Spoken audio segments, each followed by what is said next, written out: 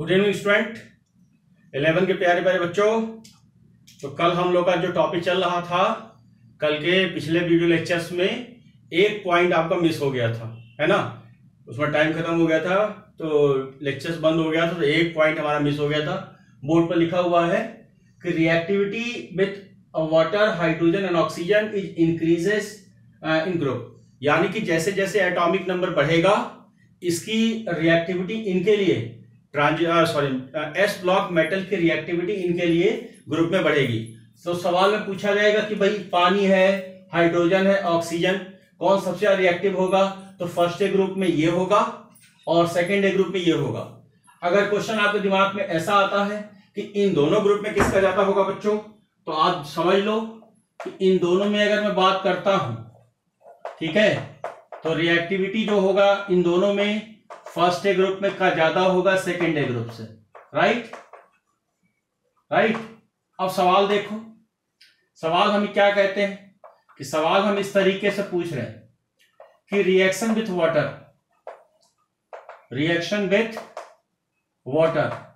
ठीक है, अगर हमने पानी के साथ रिएक्शन करा दिया और आपसे पूछ लिया हमने कि एक तो मैग्नीशियम ले लिया और एक लेंगे सोडियम, अब पूछेंगे बताओ किसकी ज्यादा होगी, तो आप कहोगे साहब सोडियम की ज्यादा होगी मैग्नीशियम से।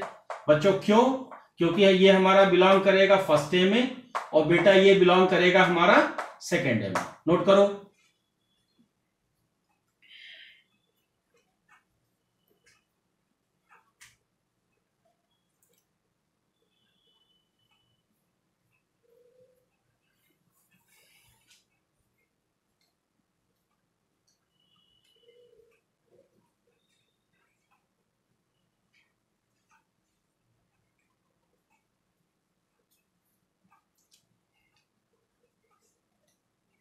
लिखा बच्चों? अब मेरी बात सुनो बेटा जी, बच्चों मेरी बात सुनो। अब हम दो टॉपिक डिस्कस करेंगे, एक का नाम है हाइड्रेशन एनर्जी और एक का नाम है लैटिस एनर्जी। हम दो टॉपिक डिस्कस करेंगे, एक का नाम है हाइड्रेशन एनर्जी और एक का नाम है लैटिस एनर्जी। बच्चों मेरी बात ध्यान से सुनना और समझना, एक का नाम है हाइड्रेशन एनर्जी, एक का नाम है लैटिस एनर्जी। हम लोग पिछले साल जो है इसके केमिकल बॉन्डिंग में डिस्कस करते थे, लेकिन जो मैंने अपना मॉड्यूल आपको दिया हुआ है उसमें मैंने पीरियोडिक प्रॉपर्टी में ही उसके क्वेश्चन रख दिए हैं। तो ये टॉपिक हम केमिकल बॉन्डिंग की जगह इसी टॉपिक में पढ़ेंगे। Is that clear? तो हमारे पास जो नेक्स्ट हेडिंग है, थोड़ा सा टॉपिक बचा है, ज्यादा नहीं बचा है। अब हमें जो नेक्स्ट टॉपिक डिस्कस करना है वो है हाइड्रेशन एनर्जी। तो बच्चों हाइड्रेशन एनर्जी लिखो।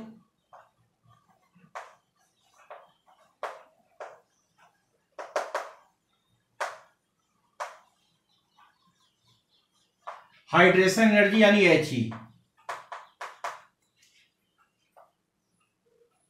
ठीक है। हाइड्रेशन एनर्जी को बोलते हैं सॉल्वेशन एनर्जी। तो मैं लिख सकता हूं also known as solvation energy. Right, पहले इतना नोट करो।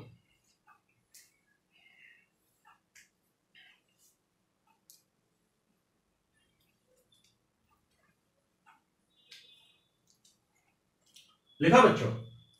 बच्चों मेरी बात सुनो, बेटा मेरी बात सुनो।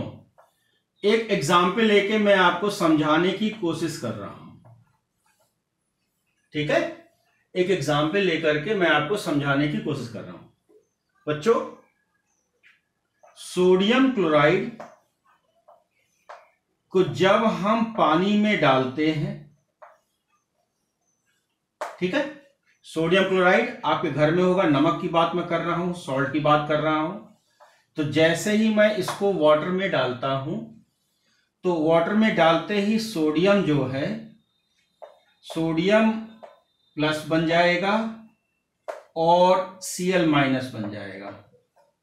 राइट, और इसके चारों तरफ पानी का मॉलिक्यूल क्या होगा? लग जाएगा। राइट, अब यहां पर पानी का मॉलिक्यूल देखो प्लस है तो आप जानते हो कि पानी का फार्मूला क्या होता है, H2O होता है ना। ये ऑक्सीजन हो गया, ये हाइड्रोजन हो गया, है ना, और ये आपका क्या हो गया, देखो ये हो गया ना, क्या होता है फार्मूला, H2O होता है ना, देखो H2O, राइट। तो इसमें हमको कितने बॉन्ड दिखाई देते हैं, ध्यान से देखो, यहां पर एक OH, ऐसे समझ लो, मैं थोड़ा इधर लिख दूं और अच्छे से क्लियर होगा। ये H हो गया, राइट। अब इसके बाद क्या हो गया, ये ऑक्सीजन हो गया, और ये आपका क्या हो गया, हाइड्रोजन हो गया ना, दिख रहा है। और इसके पास बचे हुए इलेक्ट्रॉन को लोन पेयर बोलेंगे। तो अभी एक फीलिंग आनी चाहिए, पानी का स्ट्रक्चर है ना, बात केमिकल वाले खूब अच्छा से बताएंगे। अब यहां पर ये आपका क्या हो गया, ये आपका H हो गया। आप इस पर लगाओ पार्शियल पॉजिटिव, तो इसका मतलब पार्शियल नेगेटिव, यहां इस प्लस माइनस के बीच में अट्रैक्शन होगा। अब देखो सिमिलर, यहां पर H लगा हुआ है, ये O लगा है, ये मैंने H लगा दिया, यहां पर पार्शियल नेगेटिव तो पार्शियल पॉजिटिव। अब इस पॉजिटिव से इस नेगेटिव के बीच में अट्रैक्शन है। तो कहने का मतलब क्या हुआ कि sodium chloride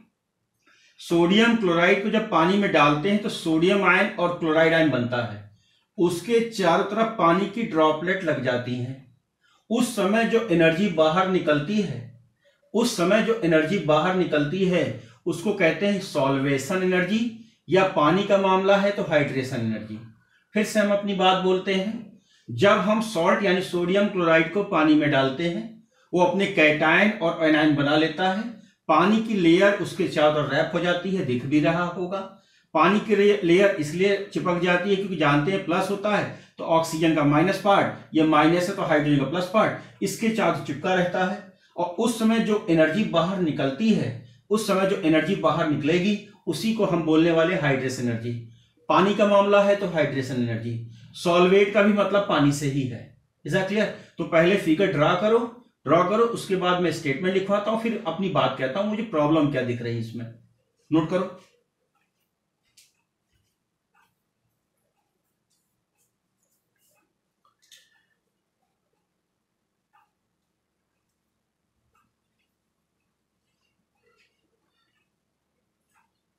statement लिखवाएं।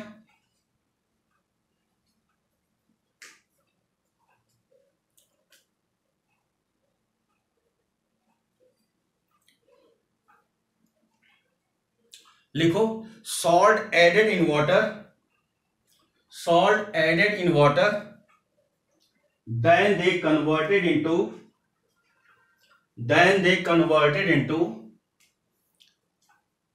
cation and anion,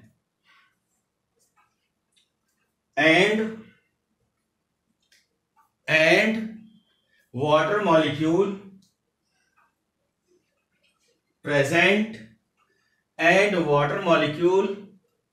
present around the cation and anion. At those time,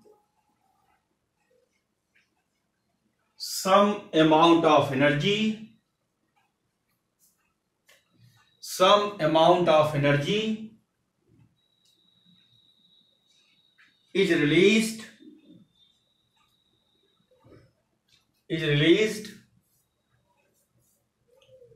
which is known as hydration energy,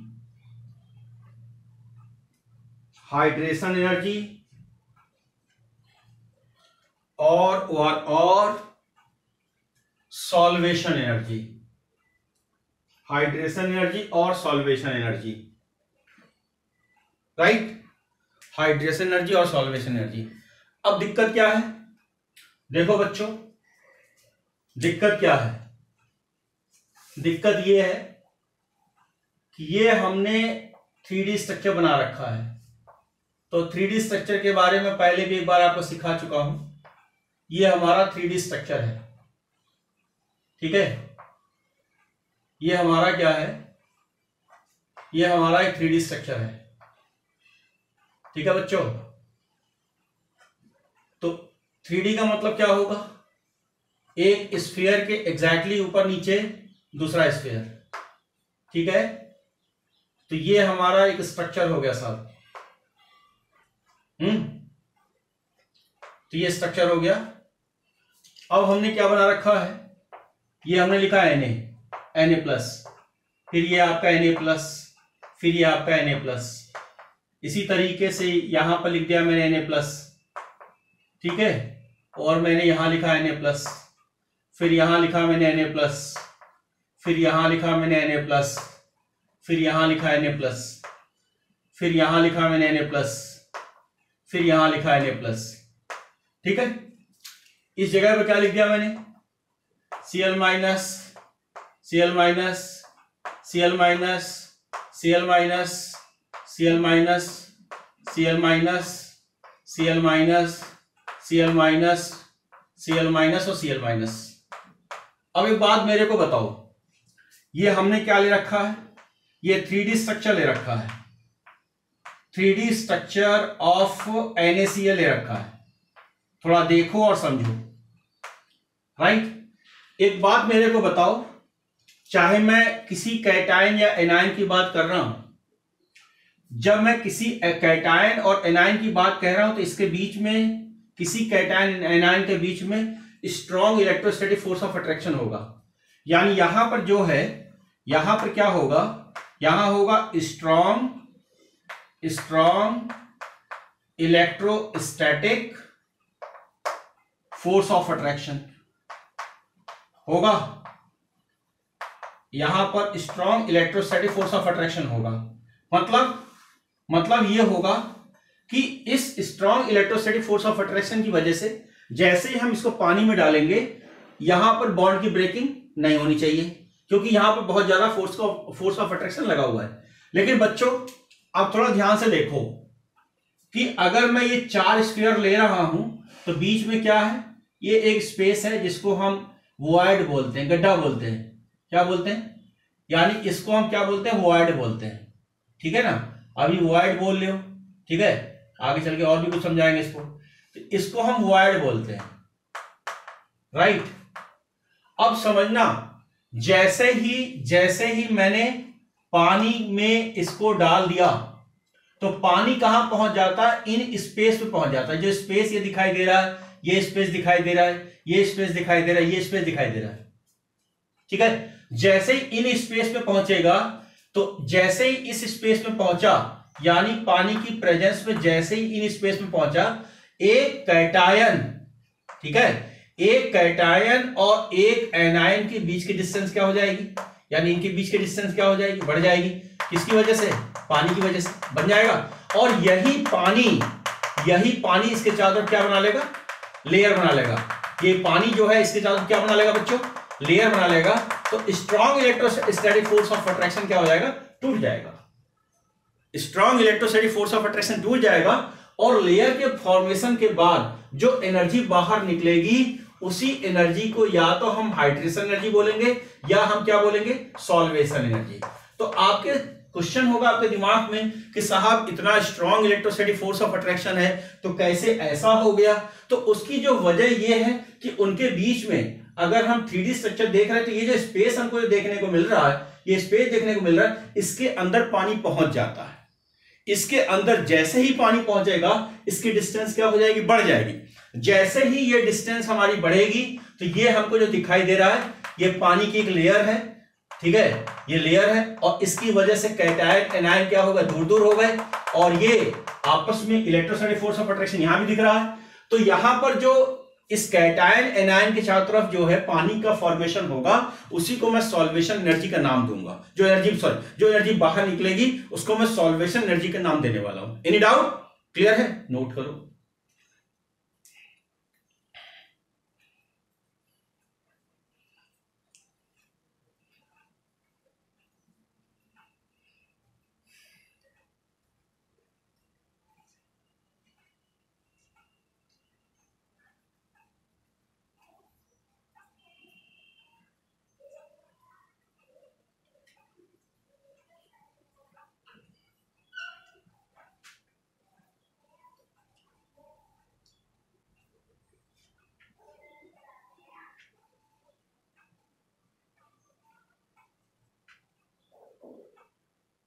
अब देखो बच्चों,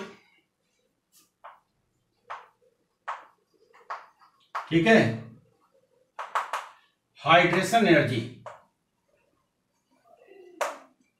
यानी He,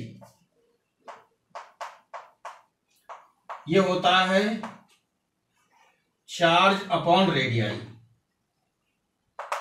राइट।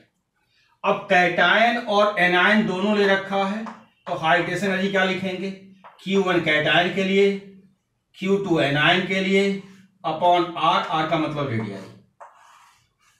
ये हमारा फॉर्मूला बना, नोट करिए।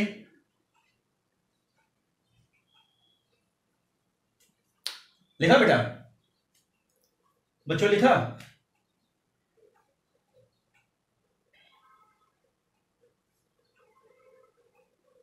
Q1 क्या कह सकते हो, Q1 क्या है, Q1 प्लस चार्ज ऑफ क्या, कैटायन, और Q2 माइनस जो है इसको क्या बोल सकते हो, चार्ज ऑफ एनायन।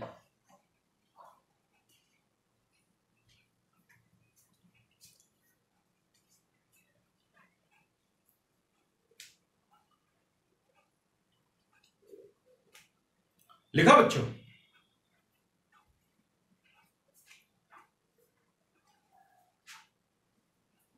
लिखा बेटा? अब हमारी बात सुनो ध्यान से। देखो, दो प्रोसेस हम एक साथ पढ़ते हैं, एक होता है लैटिस एनर्जी, एक होता है हाइड्रेशन एनर्जी। अगर किसी कंपाउंड का, अगर किसी मॉलिक्यूल का लैटिस एनर्जी ज्यादा है तो पानी में 100% इंसॉल्युबल होगा, जो कि हमारा अगला टॉपिक होगा।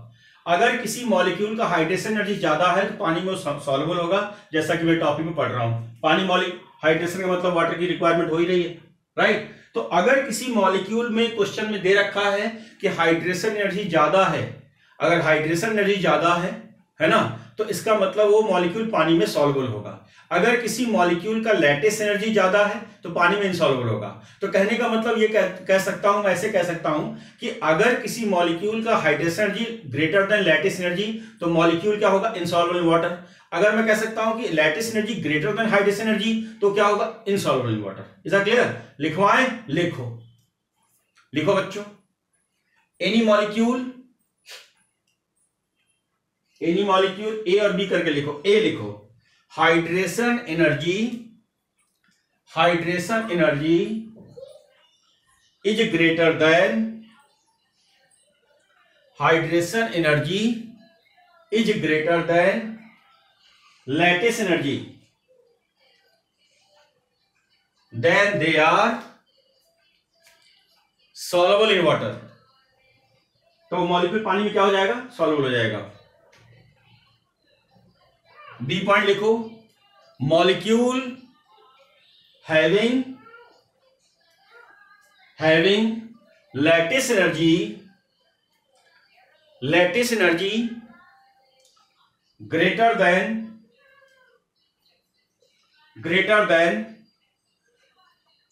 हाइड्रेशन एनर्जी है ना, they are insoluble in water. ठीक, अब थोड़ा ध्यान से देखो, अगर हमने लिखा हुआ है केस 1 लिखा हुआ है, राइट, इससे क्या निकल सकता है, इससे ये निकल सकता है hydration energy directly proportional two charges, निकल सकता है। क्या ये फॉर्मूला आ सकता है कि hydration energy directly proportional two charges? Formula बन सकता है, बिल्कुल बन सकता है। अब क्वेश्चन देखो कि अगर मैंने क्वेश्चन में इस तरीके से दे रखा है कि सपोज दैट मैंने आपसे कह रखा है, मान लिया F माइनस है और मैंने कह रखा O-2 है या N-3 है, राइट।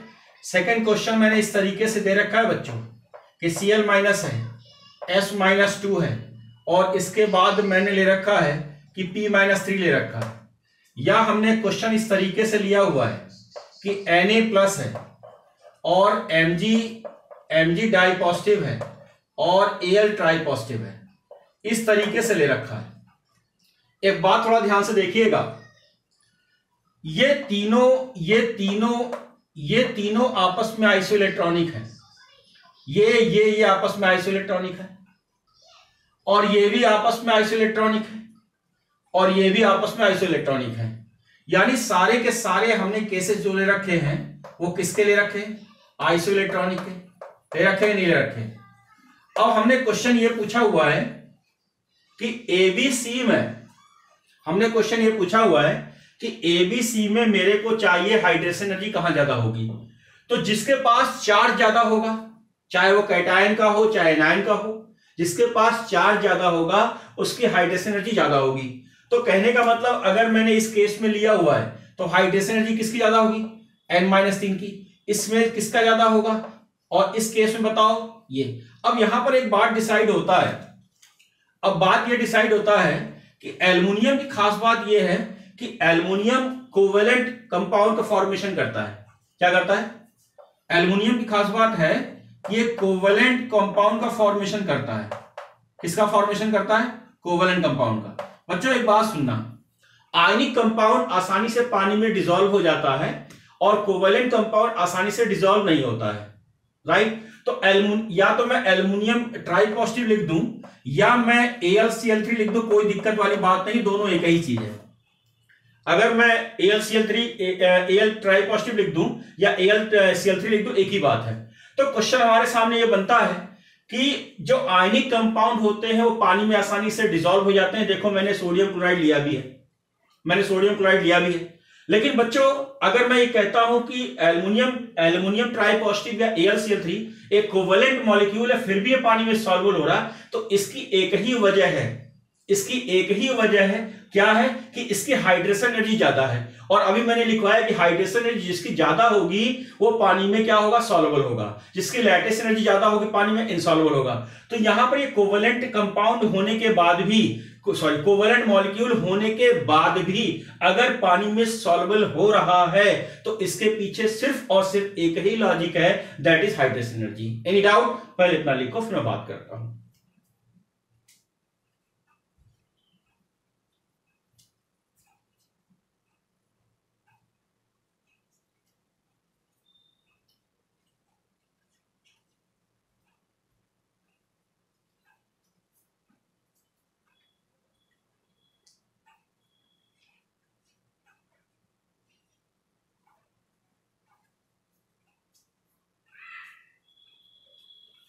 लिखा बच्चों? लिखो बेटा। Aluminium chloride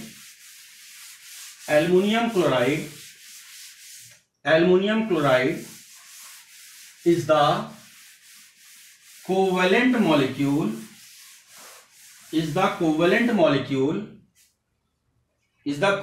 molecule but soluble in water because they contain high hydration energy. Is that clear? अब देखो दूसरी बात, बालको अब दूसरी बात पर आ जाओ। केस सेकंड में आ जाओ जरा। अब केस सेकंड जो थोड़ा देखो, हाइड्रेशन एनर्जी इनवर्स रेडियाई या साइज भी कह सकते हो। तो मैं ये कह सकता हूं कि हाइड्रेशन एनर्जी इनवर्स क्या है, या मैं रेडियाई कह दूं या साइज कह दूं, कोई दिक्कत वाली बात नहीं है, बिल्कुल कह सकते हो। लिखो जरा।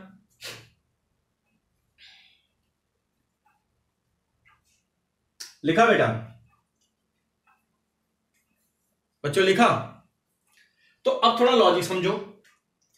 अगर मैंने कह रखा है कि एक एग्जाम्पल के तौर पर मैं समझाना चाह रहा हूं साहब कि मैंने Li plus Na plus K plus Rb plus और CS प्लस ले रखा है, ठीक है?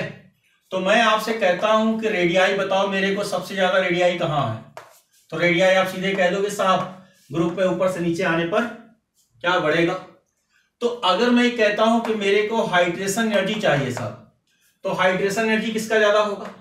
Li plus Na plus K plus Rb plus CS plus. अब ये सबसे ज्यादा अब इसका इस केस में लिथियम प्लस का हाइड्रेशन एनर्जी, बताओ बेटा हाइड्रेशन एनर्जी क्या होगा? मैक्सिमम होगा, होगा नहीं होगा? होगा, बिल्कुल होगा। क्यों? लिथियम प्लस का हाइड्रेशन एनर्जी क्यों ज्यादा होगा? क्योंकि यहां पर इसकी रेडियाई क्या है? कम है। इसकी रेडियाई कम है, तो जिसकी रेडियाई साइज कम होगा उसका हाइड्रेशन एनर्जी ज्यादा होगा। जरा नोट कर बेटा इसको तो पहले।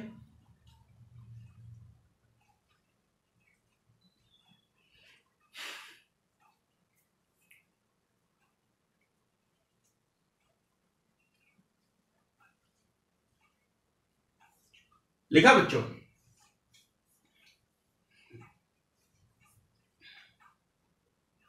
लिखा बालको? अब मेरे को एक बात बताओ,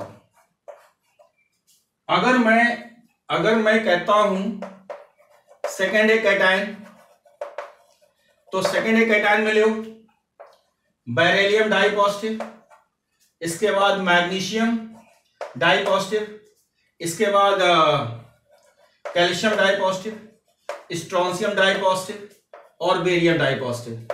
मेरे को बात बताओ, रेडियाई सबसे ज्यादा कहां है? बताओ बच्चों, यहां होगा? होगा नहीं होगा? बिल्कुल होगा। अगर मैं कहता हूं कि मेरे को चाहिए हाइड्रेशन एनर्जी, तो हाइड्रेशन एनर्जी क्या आइडिया होगा? सबसे ज्यादा किसका होगा? बेरिलियम डाई पॉजिटिव, फिर किसका होगा?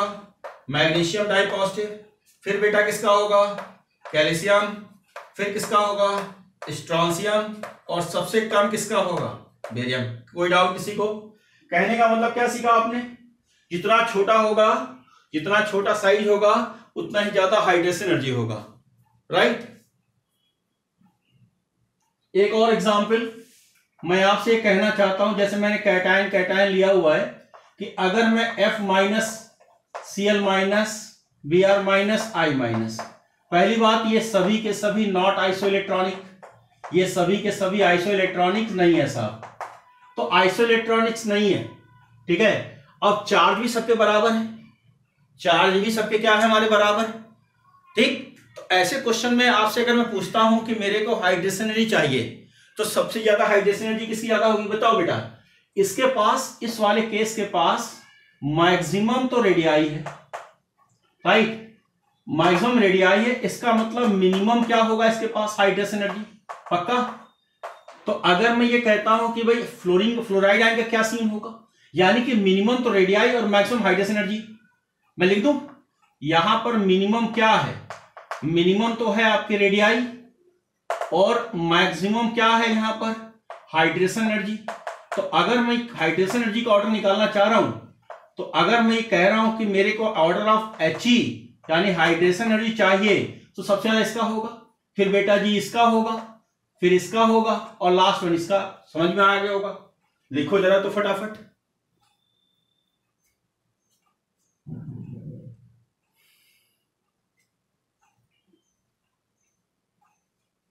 अब एक बात और करते हैं, case third,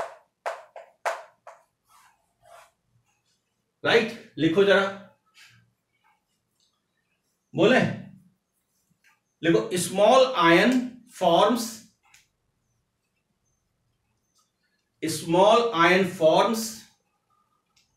multilayer with water molecule, है ना? Small layer forms multilayer with water molecule due to hydration energy, right? अब समझना बच्चों, मैं लिथियम प्लस और मैं सोडियम प्लस की बात कह रहा हूं, ठीक? बहुत ध्यान समझना। अगर मैंने क्वेश्चन में यह पूछा हुआ है कि भाई साइज, तो लिथियम प्लस गैस और सोडियम प्लस गैस, तो अगर मैंने पूछा साइज किसका ज्यादा होगा, तो आपने कह दिया ये, कोई दिक्कत ही नहीं है। आप जानते हो इसका एटॉमिक नंबर ज्यादा है, साइज ज्यादा होगा, रेडियस ज्यादा होगा। अब अगर मैंने क्वेश्चन में ये कह रखा है कि लिथियम प्लस, और मैंने एक्वस चिपका दिया, एक्वस मतलब पानी चिपका दिया, और मैंने कह दिया सोडियम प्लस और एक्वस चिपका दिया, तो अब साइज किसका ज्यादा होगा? लिथियम प्लस का। अब सवाल है क्यों? बेटा इसका साइज छोटा है, ये बनाएगा मल्टी लेयर। क्या बनाएगा? Multi layer. और जिसका साइज बड़ा होता है वो बनाता है यूनी लेयर। क्या बनाता है बच्चों? वो बनाता है यूनी लेयर। मतलब कि लिथियम प्लस जैसे ही पानी के कांटेक्ट में आएगा, पानी की बहुत सारी लेयर, जितना छोटा होगा उतना बढ़िया, उतना ज्यादा लेयर का फॉर्मेशन करेगा, राइट। तो ये हमारा क्या हो गया? ये हो गया हमारा मल्टी लेयर, राइट। अब यहां पर इलेक्ट्रॉन होगा, यहां पर जानते इलेक्ट्रोस्टैटिक फोर्स वीक हो जाएगा। और जो है सोडियम प्लस की अगर मैं बात करता हूं बच्चों, तो सोडियम प्लस साइज बड़ा होने की वजह से ये सिर्फ बनाएगा क्या? Uni layer. तो मल्टी लेयर बनाने की वजह से अब देखो थोड़ा सा इसका साइज जो है लिथियम प्लस एक्वस का साइज सोडियम प्लस एक्वस से क्या हो गया? ज्यादा हो गया। तो कहने का मतलब क्या सीखा आपने कि क्वेश्चन में ध्यान देना, वो गैस कह रहा है या एक्वस कह रहा है। अगर एक्वस कह रहा है तो सिचुएशन हमारा उल्टा होगा गैस का, गैस से हमारा जस्ट उल्टा होगा। तो गैस में तो हम लोग सिंपली पढ़ते हुए आते हैं, और हम लोग एग्जाम में क्या करते हैं? एक्वस भी नहीं देखते हैं और सीधे टिक कर देते हैं, और हमारा आंसर क्या होगा? गलत हो जाता है। तो कहने का मतलब जितना छोटा आइटम होगा, जितना छोटा कैटायन होगा, उतना बढ़िया उसमें हाइड्रेशन एनर्जी होगा। तो मैं ये कह सकता हूं कि अगर मैं फर्स्ट ग्रुप की बात कहता हूं तो H+ के अंदर सबसे बढ़िया टेंडेंसी होगी हाइड्रेशन एनर्जी की। होगी कि नहीं होगी? बिल्कुल होगी, क्योंकि H की साइज तो सबसे कम है। H होता है, फिर लिथियम होता है, तो हाइड्रेशन एनर्जी की सबसे बढ़िया टेंडेंसी किसकी होगी? H की होगी। Is that clear? नोट करो।